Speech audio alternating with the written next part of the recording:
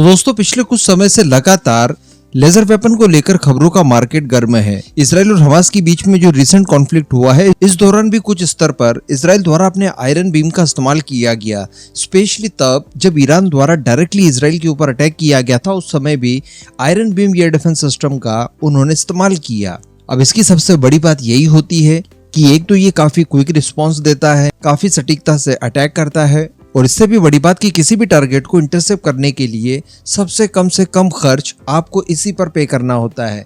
यानी लगभग $3 से $4 के आसपास एक टारगेट को न्यूट्रलाइज करने में आपको खर्च आता है। तो इन सारी सुविधाओं के चलते लेजर वेपन को लेकर दुनिया भर में क्रेज बहुत बड़ा है। इसी बीच यूके से भी खबर निकल कर आई।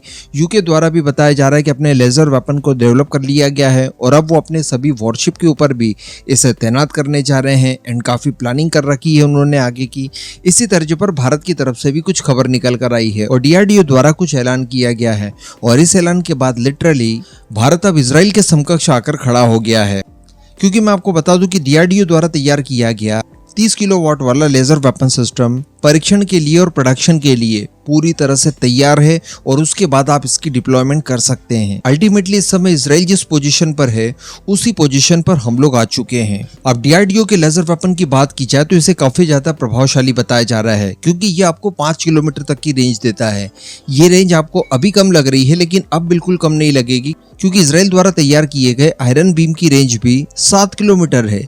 तो ऑलमोस्ट हम लोग उसके आसपास ही हैं। अब अगर 5 किलोमीटर की रेंज की बात की जाए तो ये किसी हेलीकॉप्टर और स्पेशली ड्रोन्स के खिलाफ बहुत ज्यादा प्रभावशाली साबित होगा। इसके अलावा किसी तरह के कोई रॉकेट अटैक्स होते हैं, टैक्टिकल बैलिस्टिक मिसाइल्स आती है इसके सामने, या फिर इवन किसी तरह की कोई क्रूज मिसाइल वगैरह आए तो ये उसके खिलाफ भी बहुत ही ज्यादा प्रभावशाली होगा। इसके साथ साथ मैं आपको बता दूं कि डीआरडीओ द्वारा शुरुआत में तो केवल ग्राउंड बेस्ड लेजर सिस्टम तैयार किया था, लेकिन बताया जा रहा है कि इसी आधार पर और इसी की कोर टेक्नोलॉजी का इस्तेमाल करते हुए शिप बॉर्न लेजर वेपन्स भी तैयार किए हैं। और वेट की बात की जाए तो 8 टन से कम वेट इसका बताया जा रहा है। तो कहने का मतलब किसी भी तरह की वॉरशिप के ऊपर आप इसको इंटीग्रेट कर सकते हैं। इसके अलावा अगर थल सेना और वायु सेना के इस्तेमाल की बात की जाए तो इसके कम वजन की वजह से ये काफी ज्यादा उपयोगी साबित होगा, क्योंकि आप किसी छोटे या मीडियम साइज के ट्रक के ऊपर बड़ी आसानी से इसे माउंट कर सकते हैं।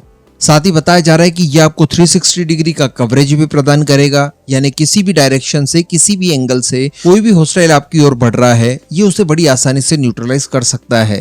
क्योंकि बताया जा रहा है कि 360 कवरेज के लिए इसके अंदर sensor suit, user identified detection, reconnaissance, इसके अलावा डीआरआई की सुविधा भी आपको दी जाती है। साथ ही इलेक्ट्रो ऑप्टिकल इंफ्रारेड वगैरह से भी ये लैस होता है। तो कहने का मतलब कोई भी टारगेट इसकी नजरों से बचकर जा नहीं सकता। इसके अलावा बताया ये जा रहा है कि ये जो लेजर सिस्टम डीआरडीओ द्वारा तैयार किया गया है ये किसी ड्रोन के कम्युनिकेशन और कंट्रोल सिग्नल्स को भी पूरी तरह से जैम कर सकता है। तो हर हाल में ड्रोन्स के खिलाफ ये बहुत ही ज्यादा प्रभावशाली साबित होने जा रहा है। हालांकि हम सभी जानते हैं और मैं आपको बता दूं कि डीआरडीओ यहीं तक रुकने वाला नहीं है।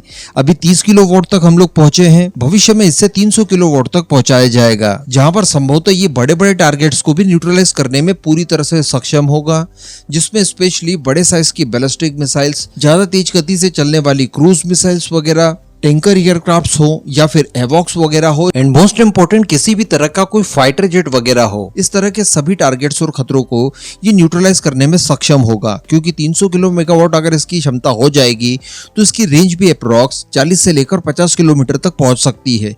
तो ये इनफ हुआ उसके बाद। तो अल्टीमेटली जो कुछ भी हो ये आज की और इस सप्ताह की, इवन इस महीने की सबसे बड़ी खबर मानी जा सकती है कि डीआरडीओ द्वारा खुद ही इस बात का अनाउंस किया गया है कि उनका लेजर वेपन मास प्रोडक्शन के लिए, डिप्लॉयमेंट के लिए और किसी भी तरह के टेस्ट के लिए पूरी तरह से तैयार है।